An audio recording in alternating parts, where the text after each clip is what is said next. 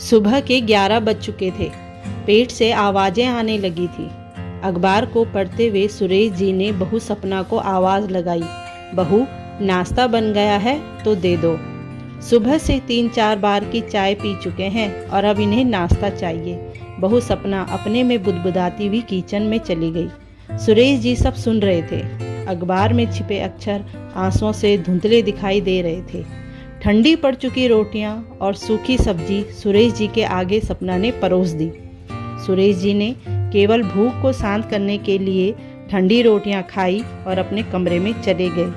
अब बुढ़ापे में नींद भी ज़्यादा कहाँ आती है। कुछ दिनों से खांसी से परेशान सुरेश जी ने दवाई खाई और बिस्तर पर लेट गए।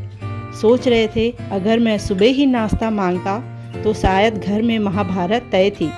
इसलिए सुबह से 3-4 बार की चाय खाली पेट पीकर अपनी भूख को शांत कर रहा था।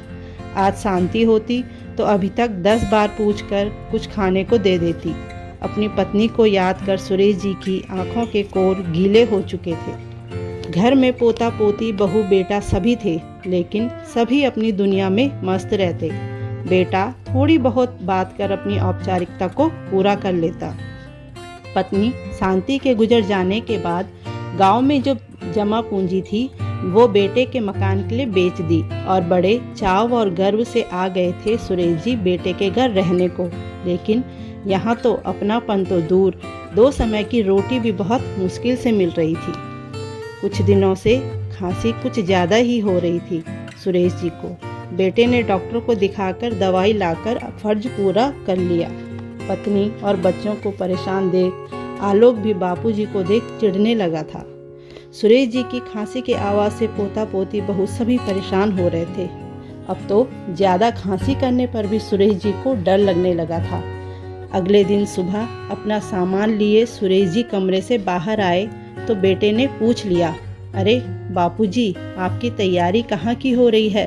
तभी सपना बोल पड़ी, अरे अब तो गांव में भी कुछ नहीं है, ये सामान आपने क्यों पैक कर दिया बापूजी? मैं वृद्धाश्रम जा रहा हूँ बेटा, अब यहाँ मन नहीं लगता। अब तुम लोगों को मेरी खांसी से कोई परेशानी नहीं होगी और बहू तुम्हें मेरे लिए खाना बनाने में दिक्कत भी नहीं होगी। और बेटा अब तुम्हारे पैसे मेरी दवाइयों में बर्बाद भी नहीं होंगे। बस मेरी एक बात ज़रूर याद रखना, बुढ़ापा तो सब पर आना है और ये तो समय का चक्र है जो घूमता रहता है। आज यहाँ मैं खड़ा हूँ, ऐसा ना हो कि वहाँ कल तुम खड़े हो। इसलिए बच्चों को अच्छे संस्कार दो। शायद शांति और मैं तुम्हें अच्छे संस्कार नहीं दे पाए। कहकर सुरेश जी चले गए। बेटा और बहू पोता पोती सब ठगे से सुरेश जी को देखते रह गए और सुरेश जी चैन की जिंदगी जीने के लिए वृद्धाश्रम को निकल पड़े।